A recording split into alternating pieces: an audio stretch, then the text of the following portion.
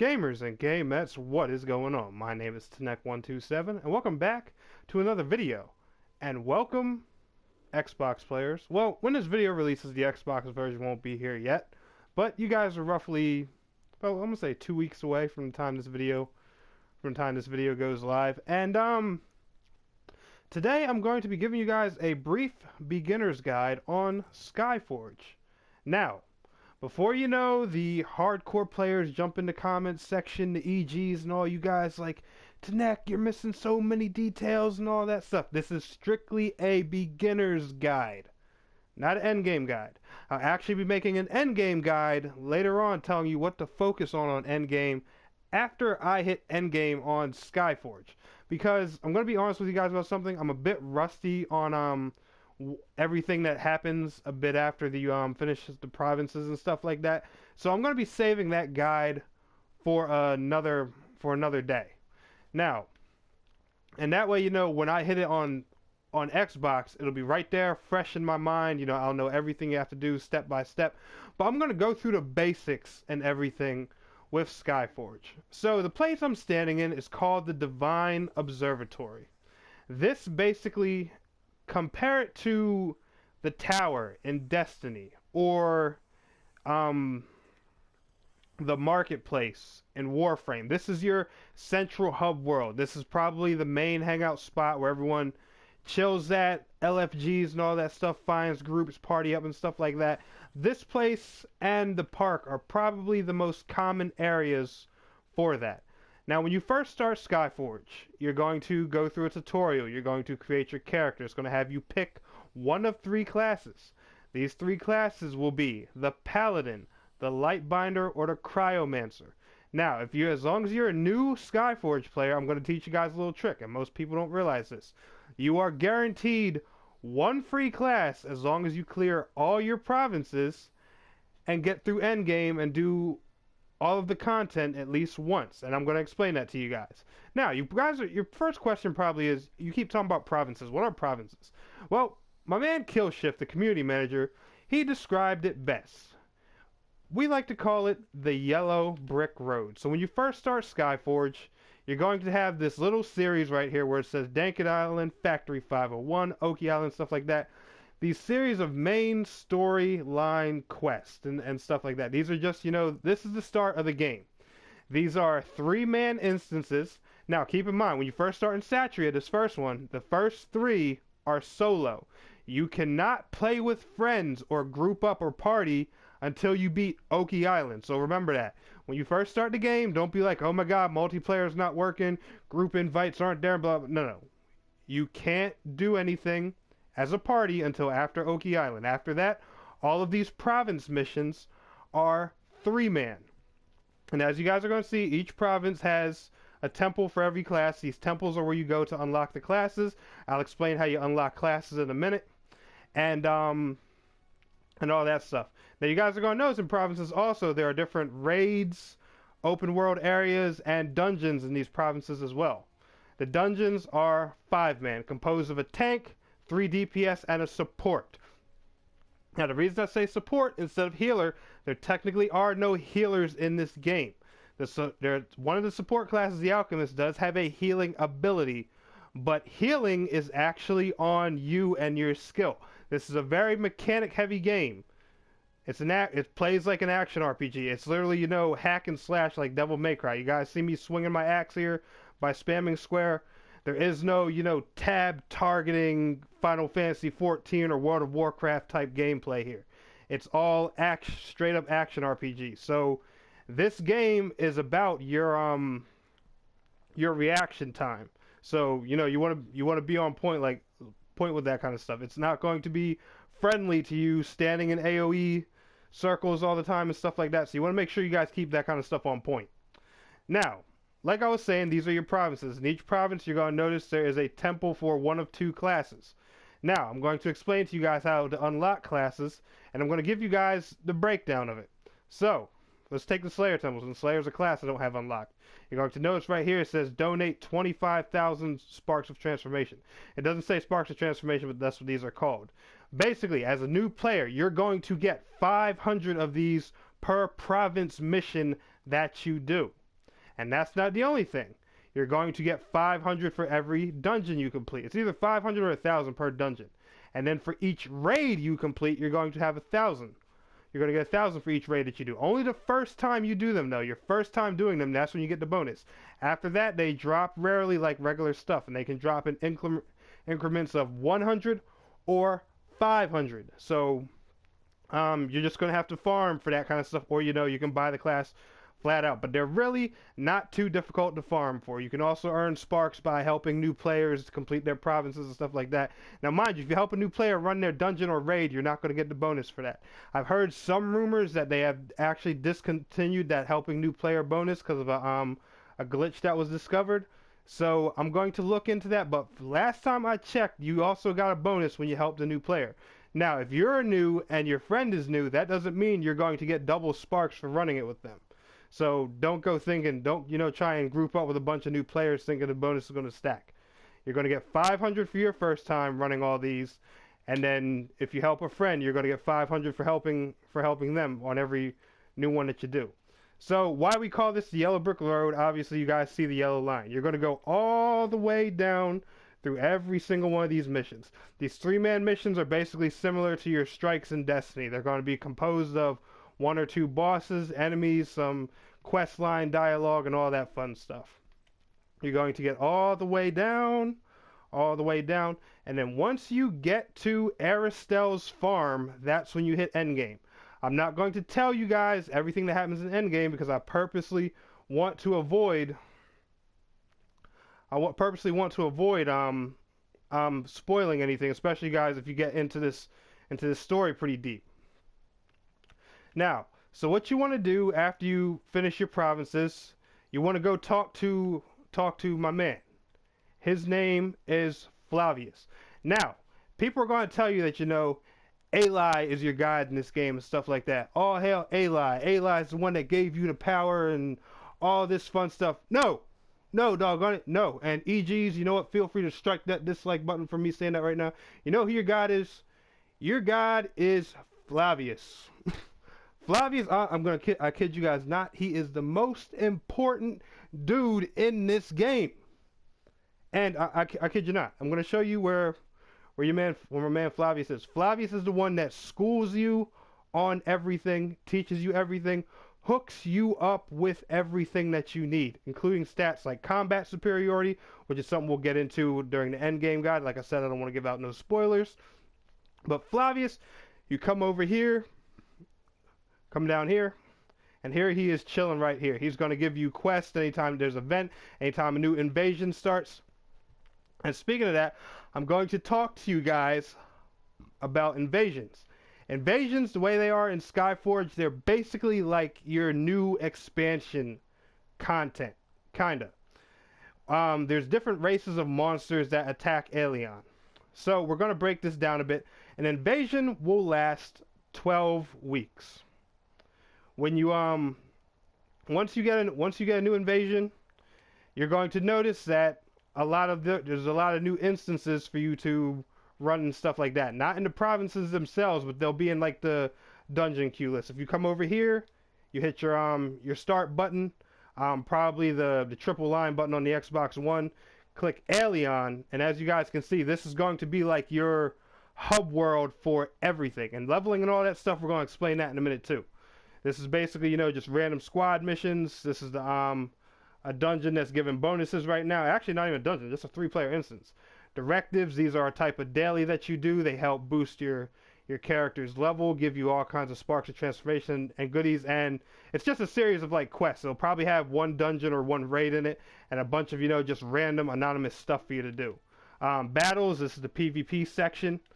Group content, this is a mixture of dungeons and is there raids in here too? No, just strictly dungeons. All 5-man dungeons here in the group content.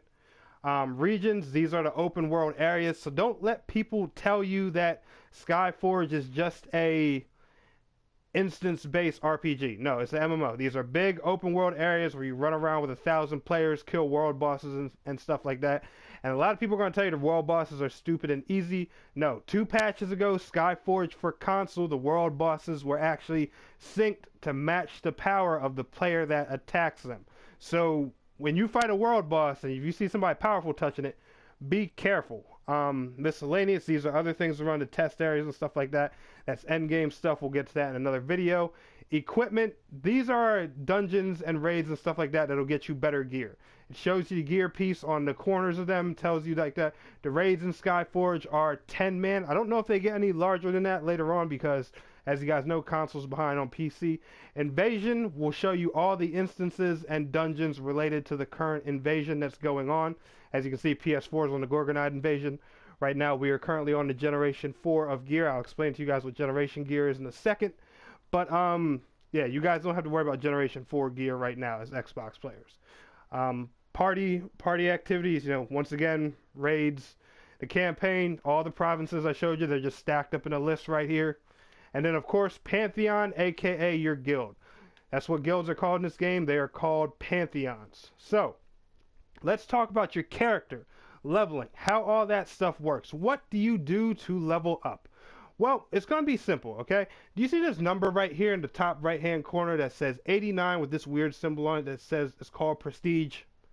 Straight up, I'm going to put it like this. A lot of people are going to add a complicated spin on it. I'm going to make it simple. Prestige is your level. It is the power of your character, the power of your gear and gear score, all mixed into one simple number called Prestige. If you look down here on my stat chart, it also has what's called my might. Now, your might is the raw solo power of your character. You have things like health, crit damage, defense, offense. You guys know all the basic stats you get in any RPG or MMO. They're basically just all summed up into one stat called might. As you guys can see, it gives me the numbers of my separate stats right here, but all these just equal up to that 77.957k of might.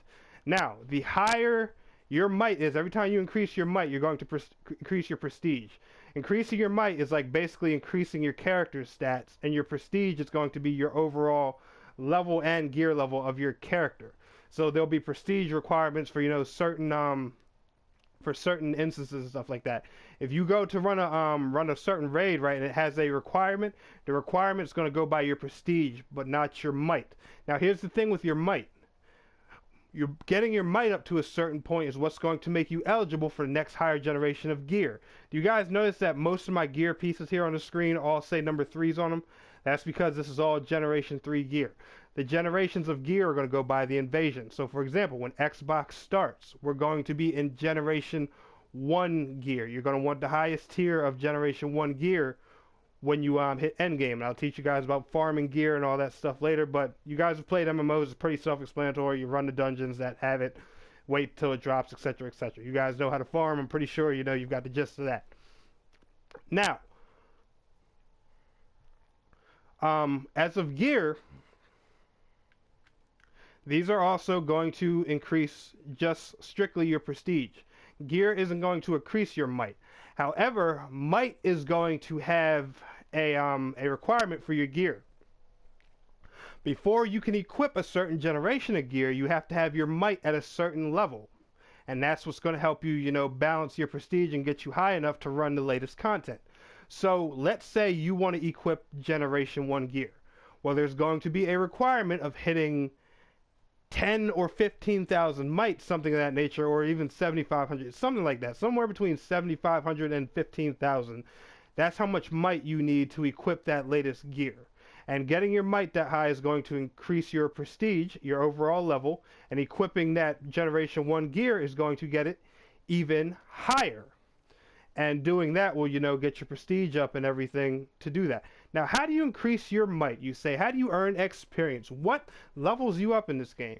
Well, that's a pretty cool thing. We're going to go over here. We're going to hit our start button again. And I'm going to take you guys over to the capital. You come over here to the campaign section. And here is basically where a majority of your class leveling, or your character leveling, is done. The cool thing is your prestige and level carries over towards every class. That's why this game makes you grind for the classes. You don't, as strong as you are on one class is how strong you are on the next. The only thing you're going to have to, you know, grind separately for that class is probably a weapon and, you know, different gear pieces, you know, depending on how you want your build and all that stuff, but that stuff we'll save for the end game tutorial. Now, the Tower of Knowledge. Whenever you kill enemies, you see guys see this little currency here in the corner that says 1,875. It's called knowledge of enemies. That's basically your experience points for this game. Whenever you get that, you can use that to upgrade your Tower of Knowledge. When you upgrade your Tower of Knowledge, it increases your might and your prestige. Well, it's going to increase your might, which is going to cause your prestige to go up. Same thing here with your cathedral. Your cathedral, you can also donate to it what is called credits. You guys see this little currency down here that says 1,492,033. That's shaped like a little credit card. Well, it's pretty self-explanatory. They are called credits. You get a bonus allotment of credits every day, and every time you click this Great Witch Ritual right here, which you're not going to unlock till later on in the game, it slowly boosts your might and prestige up. As you guys can see, that's the total amount of might that I get from my cathedral. Every time I click it, like right now, it goes up a few points, increasing my might, which is going to increase my prestige. As you guys can see, the prestige bar barely moves when I do a great ritual, but it does, it does move. Once you get to a certain level, you guys are going to notice that the grind is going to get a bit slower. It's going to take you longer to level up, just like most normal, RPGs and MMOs and stuff like that. Now, another thing that you're going to want to raise too for your character, especially regarding invasions, is called combat superiority. But we're going to talk about that for the end game guide, because that's more based on end game stuff. The Hall of Trophies. This is another good area to increase your might. These are basically symbols based on different events in the game. When you raise these, they also increase the might that you gain from certain things, like your cathedral, your tower, and bastions. That's another thing I'll show you guys. Once you do hit endgame, right? This is one thing I will tell you about endgame. When you hit endgame, after you do all the fun stuff and everything that I don't want to spoil, the first thing you want to focus on is your bastions. In every province, such as Satria, Pantheon Plateau, Linos, Artemia Mountains, etc., etc., there is what's called right here a bastion. These are basically just little quests to unlock special perks you can put on your character. But look here in this top corner. They also give you more might, meaning these little quests help level up your character. There's a bastion in every single province. So you guys see it now. There's a bunch of ways to level up your character. This game has thousands and thousands of ways for you to boost your power. It's just, focusing on them one at a time. Now I know it's a lot, because there's so many different ways to get experience, to boost yourself and everything. And trust me, the best thing to do, honestly, is probably to knock it out one at a time. Now, the one last thing I do want to tell you guys is the story mode. Now, in my opinion, there's different seasonal campaigns, and they give you different awards, such as minions, special cosmetic gear. Speaking of cosmetics, we're going to talk about those in a second too, and stuff like that. A lot of these go along with what you're doing in the provinces. Honestly, Season 1, I would honestly start that as soon as you can while you're doing your provinces before you hit endgame. Because a lot of Season 1 actually goes along in the order that you complete the provinces. So if you can knock those two birds out with one stone, by all means, go for it. And the last thing I'm going to show you guys is the coolest thing and my most favorite feature about Skyforge before we wrap up this tutorial. Skyforge has style. Welcome to the style room. Cosmetic gear has no effect on your character whatsoever. You can dress however you want. And as you guys can see, I can go from looking like a really cool knight to just an urban guy on the streets holding an axe however I want to look. I can wear my do-rag, or I can put on something as simple as a hat. And it doesn't matter, I can walk around looking however I want. The character customization is pretty good in this game as well, so that's a fun thing. You guys will get to do all that when you first start your character. But yeah. So just remember, guys, it's all really simple. First thing you want to do, complete the yellow brick road. Knock out all of your provinces. Multiplayer will be locked until you beat Oki Island. So you need to beat Dankit Island, Factory 501, and Oki Island before you can unlock multiplayer. Knock out the yellow brick road, and then the game will guide you from there to all the exclusive wonderful, beautiful activities of Endgame that I am not going to spoil for you guys in this video. But anyway, guys, if y'all enjoyed this video, be sure to smash that thumbs up button for me. And I want to thank you all so much for watching. It's your boy Tanek127. And please don't forget to like, share, subscribe, and I'll see you guys in the next video. Till next time, peace out, take care.